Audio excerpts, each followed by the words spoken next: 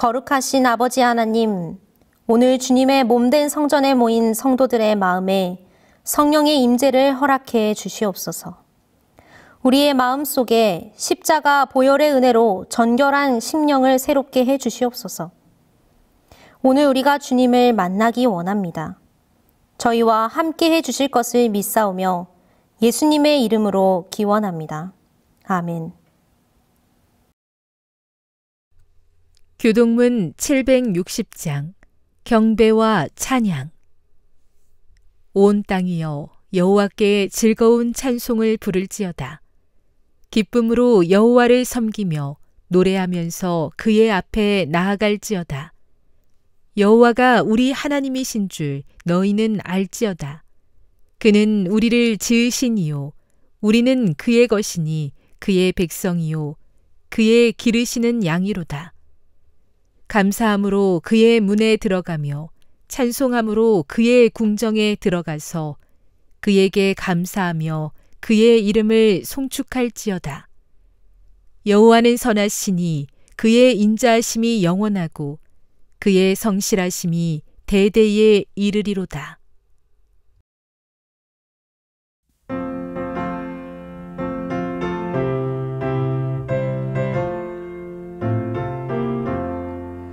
찬송하는 소리 있어 사랑 기뻐하도다.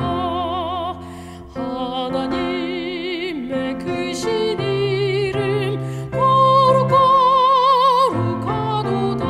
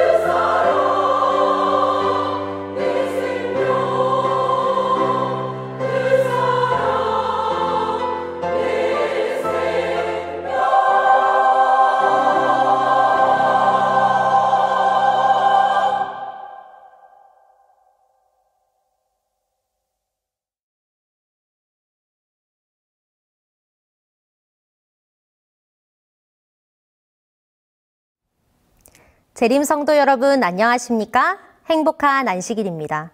오늘 여러분과 함께 성경에 기록된 한 이야기를 살펴보고자 합니다. 예루살렘에서 가까운 작은 마을 베다니에는 한 자매가 살고 있었습니다. 누구의 이야기인지 아시겠습니까? 언니의 이름은 마르다, 동생의 이름은 마리아입니다. 누가복음 10장 38절에서 42절에는 두 자매의 이야기가 기록되어 있습니다. 본문에는 나사로가 등장하지 않지만 우리가 잘 아는 예수님의 친구 나사로가 이들과 남매입니다. 화면에 보이는 이 그림의 제목은 마리아와 마르다의 집에 계신 예수 그리스도입니다. 이 그림만 보고 어떤 상황인지 한번 예상해 보시기 바랍니다.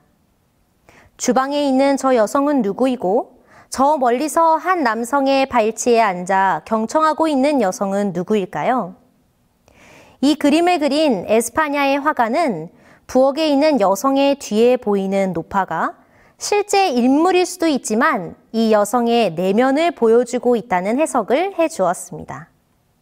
이 그림이 어떤 장면인지 보이시나요? 이제는 한번 실제 상황을 성경에서 한번 살펴보겠습니다.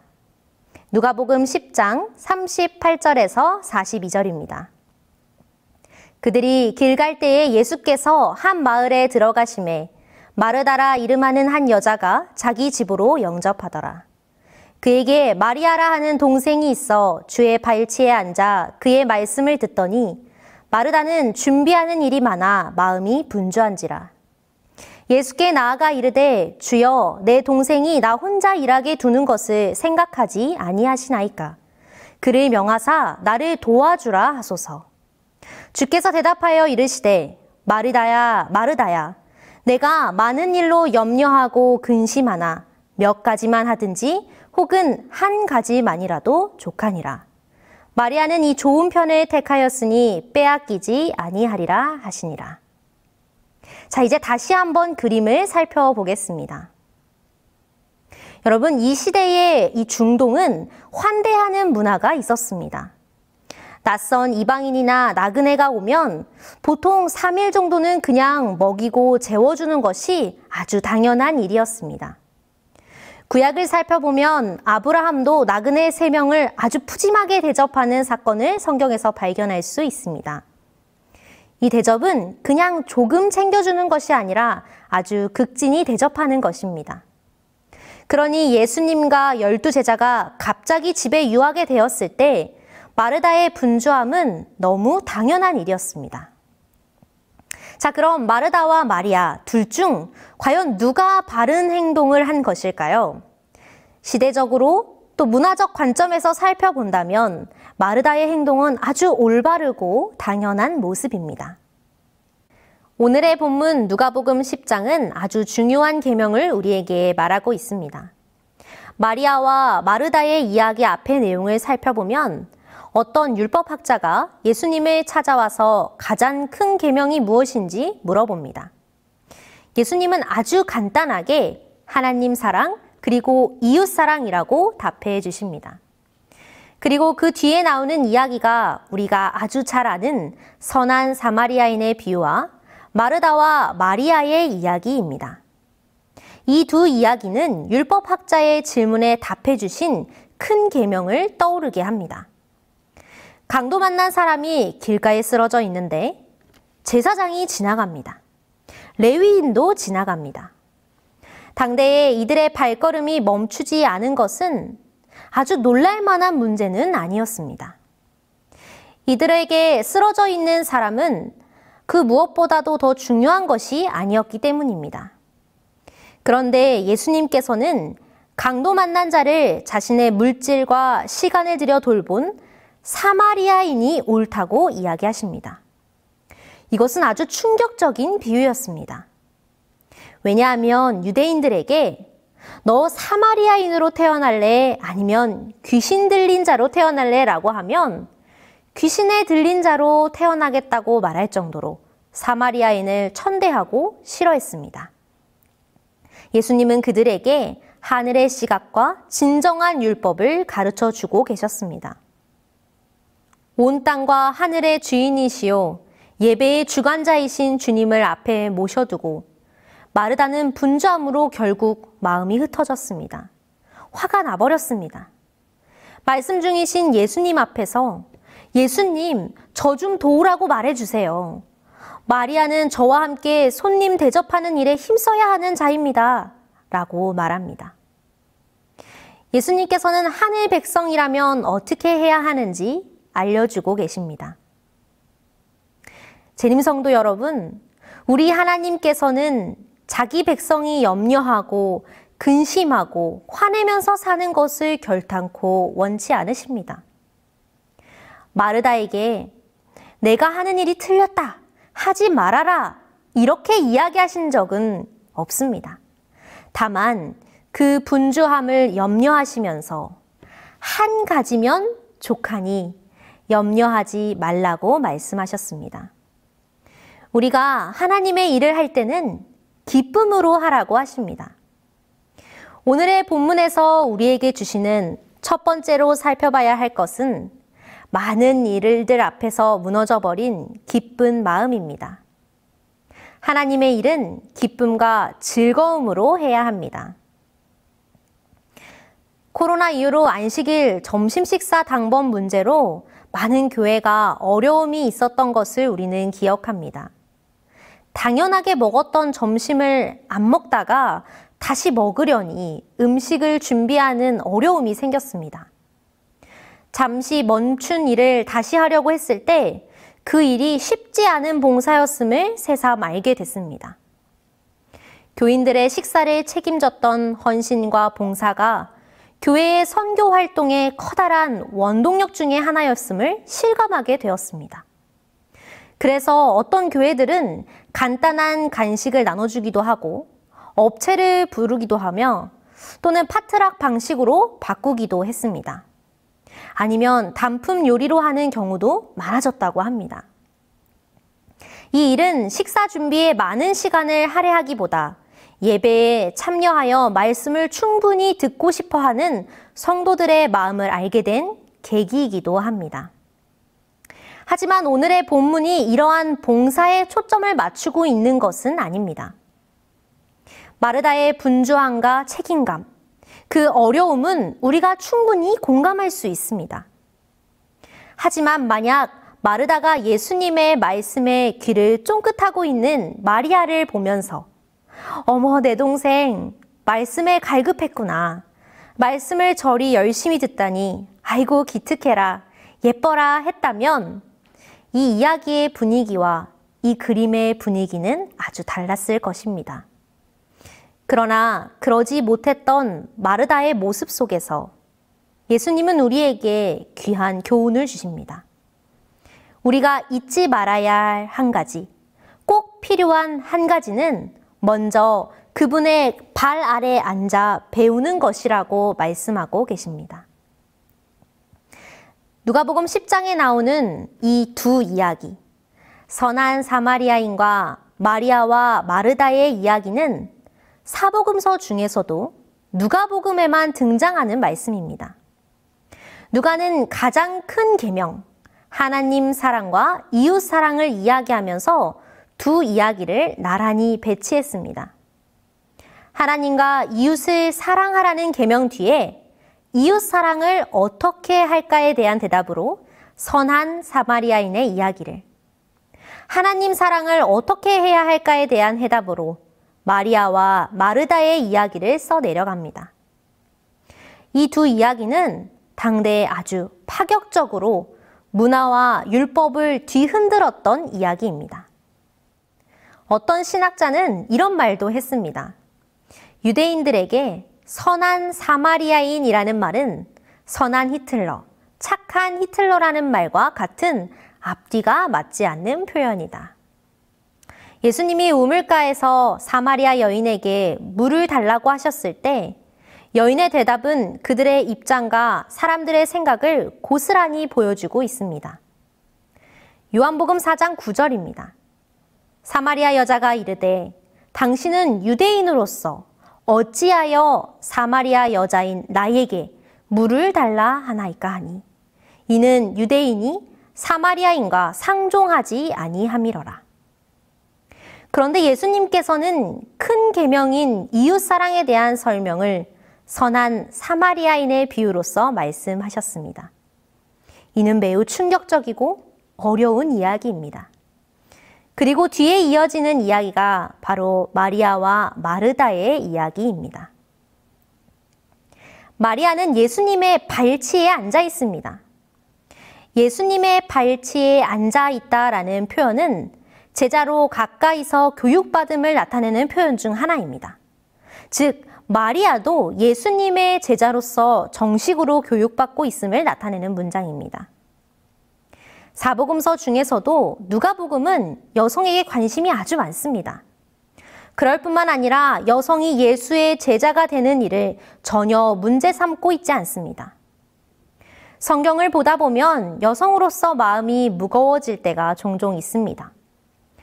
당대의 여성에 대한 인식과 관심을 보면 기원 후 1세기까지도 여성이 노예로 취급되는 모습도 살펴볼 수 있습니다. 마태복음 18장의 내용을 살펴보면 이러한 말씀이 있습니다.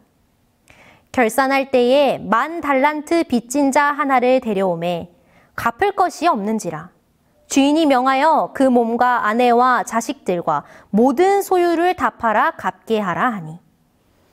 여인이 종과 함께 남편의 재산으로 취급받던 시대를 보여주고 있습니다. 결혼 전에 여성은 12년 6개월이 되면 성인이 되는데 성인이 되기 전까지는 아버지의 소유이고 결혼을 하면 남편의 소유가 되는 법안을 가지고 있었습니다. 즉, 여성은 매매가 가능하던 그런 시대입니다. 성경은 이러한 사실을 감추고 있지 않기 때문에 우리의 마음에 불편한 마음이 들 수 있습니다. 그러나 여러분, 역사 속에서 복음이 가는 곳마다 여성이 하나님 앞에서 온전한 인격으로 존중받는 시대를 거슬러 가는 변화가 일어났다는 사실을 잊지 마시기 바랍니다. 이날도 예수님께서는 마리아와 마르다, 이 여인들의 집에 머물며 여성에게 말씀을 가르치고 아주 파격적인 모습을 보여주셨습니다. 심지어 본문에선 아직 나사로가 등장하지도 않았습니다. 그러니 여성들의 대표적인 일이었던 음식을 차리는 일을 열심히 하는 마르다는 정상이었고, 마리아는 당시 여성에게 불가능했던 말씀을 배우는 일을 하는 비정상적인 모습 속에서 예수님은 마리아를 칭찬하고 계신 것입니다. 누가는 이 사건을 통해 말씀을 듣는 것이 그 무엇보다 중요하다는 메시지와 함께 이스라엘에서 허용되지 않는 여성의 말씀 배움을 예수님은 허용하시고 권장하시고 칭찬하시며 모든 여인의 배울 권리를 인정하셨음을 드러내고 있습니다. 또한 이 말씀을 잘 보면 마르다에게 책망하는 듯한 이 구절은 마르다를 사실 책망하는 말이 전혀 아닙니다. 마리아에 대한 변호입니다. 예수님은 누가 틀리고 맞다는 이야기를 하고 계신 것이 아닙니다. 마르다와 마리아가 보여준 모습 둘 다 중요하다는 것을 강조합니다. 예배가 끝나면 시장한 배를 채워야 하고 이곳에 모인 이들을 대접하는 일도 분명 예배의 하나입니다. 또한 묵상이 없는, 말씀이 없는 예배는 있을 수 없습니다. 예수님께서는 마르다의 분주함에서 오는 염려와 근심을 책망했지 대접하고자 한 일을 책망한 것이 아니었습니다. 우리는 나가서 행동해야 할 때가 있는가 하면 듣고 배워야 할 때가 있습니다. 여러 일들로 인한 분주함과 염려로 본질을 절대 잃지 말아야 합니다. 교회에서 예배가 드려지는 동안 많은 헌신과 봉사가 이 건물 안에서 이루어집니다. 시무, 반주, 찬양대, 식사당번, 차량 운전, 방송, 그 외에 기타 등등 어쩌면 말씀에 집중하지 못하는 봉사들을 매주 반복하고 있는지도 모르겠습니다. 그런데 이 봉사는 필요합니다. 이 일을 행하는 우리의 마음과 태도가 어떠한지 집중해 보시기 바랍니다. 내가 마르다이건 마리아이건 진정한 예배가 어디에 있는지를 기억해야 합니다. 때로는 마르다로 분별하여 사는 지혜도 필요할 것입니다. 베다니 마을에 12제자와 예수님을 같이 따르던 자들까지 다 하면 최소 몇십 명을 대접하는 일이었습니다. 그런데 이 눈치 없는 동생의 모습은 어떤 언니가 보아도 우라가 치미는 모습입니다. 본문에 나오는 분주하다의 헬라어는 페리스파오라는 말로 끌려가다라는 의미가 있습니다. 사람이 일을 해야 하는데 일에 끌려다닐 때 이것을 분주하다라고 표현합니다. 접대를 잘 하려는 그 좋은 마음, 첫 마음은 사라지고 그 자리에 분주함과 우라만 남아버렸습니다. 마르다는 준비하는 일이 많아 마음이 분주한지라. 예수께 나와 이르되 주여 내 동생이 나 혼자 일하게 두는 것을 생각하지 아니하시나이까? 그를 명하사 나를 도와주라 하소서. 마르다의 문제는 일에 끌려다니며 비교하고 원망하고 불평하는 것에 있었습니다. 지금 일하느라 정신없는데 내 생각은 안 하시냐고 예수님께 불만을 호소합니다. 성도 여러분, 일을 한다는 것은 기쁨입니다. 노동의 축복도 하나님께서 주신 것인데 분주한 현대 사회는 일에 끌려다니게 합니다. 잘 보이려고 욕심으로 나아가고 많은 업무에 끌려가며 본래의 목적을 상실하기도 합니다. 다른 사람을 보며 왜 쟤는 일 안 하고 나만 일하지? 하는 마음이 생깁니다. 혹 마음속에 왜 나만 일을 하지? 왜 나만 힘들지? 하는 생각이 든다면 내가 하는 일의 시작과 본질을 다시 한번 생각해야 합니다. 끌려다니면서 일하는 것은 예수님께서 결탄코 원하시는 것이 아닙니다. 내가 인정받기 위해 욕심으로 일하게 되면 자기 능력 이상으로 일을 벌이게 되고 그러면 피곤하게 되고 원망을 품게 됩니다. 예전에 한 목사님께서 설교 시간에 이런 이야기를 해 주신 적이 있습니다. 우리가 교회에서 일할 때 걸레질을 하며 하나님, 우리의 마음을 깨끗게 하소서 이렇게 기도하며 청소해야 합니다. 음식하면서 소금을 뿌릴 때 주님, 저를 세상의 소금이 되게 해주세요. 이렇게 기도하며 요리해야 합니다.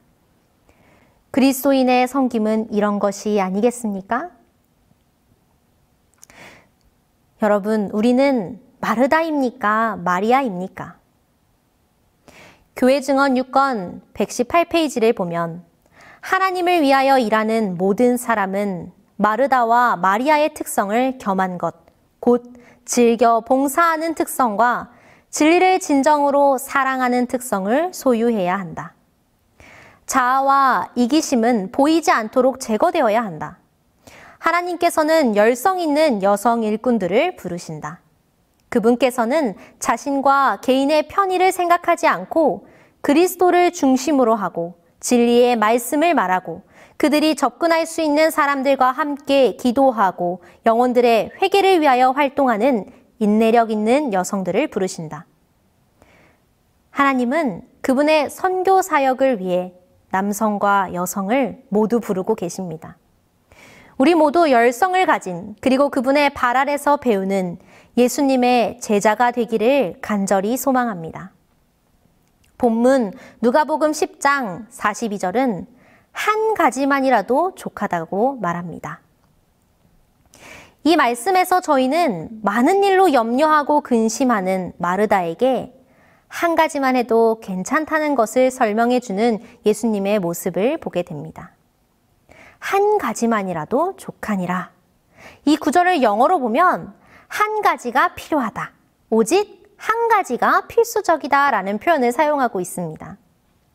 어떤 역본에는 마르다야 마르다야 내가 많은 일에 관여하여 염려하고 근심하나 한 가지가 필요하니라 라고 번역했고 또 현대인의 성경은 마르다야 마르다야 내가 많은 일로 염려하고 걱정하는구나. 그러나 꼭 필요한 것은 한 가지뿐이다 라고 설명합니다. 정말 필요한 한 가지, 그것은 무엇일까요? 바로 시간을 따로 구별해 우리 구주 예수님을 만나는 것이 아니겠습니까? 마르다와 같은 사람들에게 활동적인 종교 사업에 저희 열심을 다할 넓은 분야가 있다. 그러나 그들로 먼저 마리아처럼 예수의 발 앞에 앉게 하라. 근면과 기민성과 정력이 그리스도의 은혜로 말미암아 성화되게 하라. 그리하면 그 생애는 선을 위한 무적의 능력이 될 것이다. 시대의 소망 525페이지입니다. 하나님을 위하여 일하는 모든 사람들은 마르다와 마리아의 속성들이 합해진 특성, 곧 기꺼이 드리는 봉사와 진리에 대한 참된 사랑을 소유해야 한다. 복음전도 478페이지. 우리의 예배가 참되기를, 우리의 봉사가 기쁨이길, 하나님께 영광이 되는 영적인 봉사가 되며 사랑으로 이루어지길 간절히 소망합니다. 다 함께 기도하시겠습니다. 하늘에 계신 하나님 아버지, 감사합니다. 찾아와 주시고 위로하시며 능력으로 나아가게 하심에 감사합니다. 주님, 기쁨으로 주님의 몸된 교회를 섬기고 있는 전국의 모든 재림 성도에게 축복하여 주시옵소서. 그들의 마음을 이미 알고 계시는 주님께서 함께 하시길 사랑이 많으신 예수 그리스도의 이름으로 기도합니다. 아멘.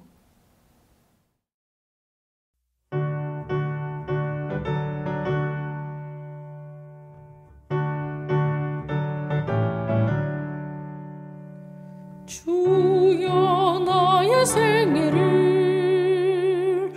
바치도록 하시고 나의 손발 움직여 사랑 청케 하소서. 나를 위해 피를 흘리사 나의 죄를 씻으셨으니 생명 소유 모두 합하여 주께 드리옵니다. 주여 나의 입술로 기별 정케 하시고 나의 죄는 취하사 주 뜻대로 쓰소서. 나를 위해 피를 흘리사 나의 죄를 씻으셨으니 나의 생명 소유 모두 합하여 주께 드리옵니다. 나의 뜻과 생각이 주 뜻 되게 하시고 나의 마음을 바치어 충성하게 하소서. 나를 위해 피를 흘리사 나의 죄를 씻으셨으니 나의 생명 소유 모두 합하여 주께 드리옵니다. 나의 온갖 사랑을 모두 주께 바치며 영원토록 주 위에 몸드리려 합니다. 나를 위해 피를 흘리사 나의 죄를 씻으셨으니 생명 소유 모두 합하여 주께 드리옵니다.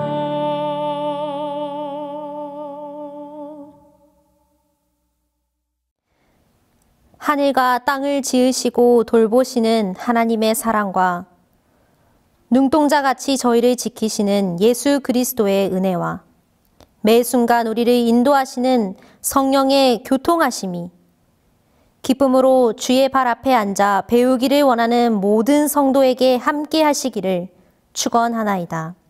아멘.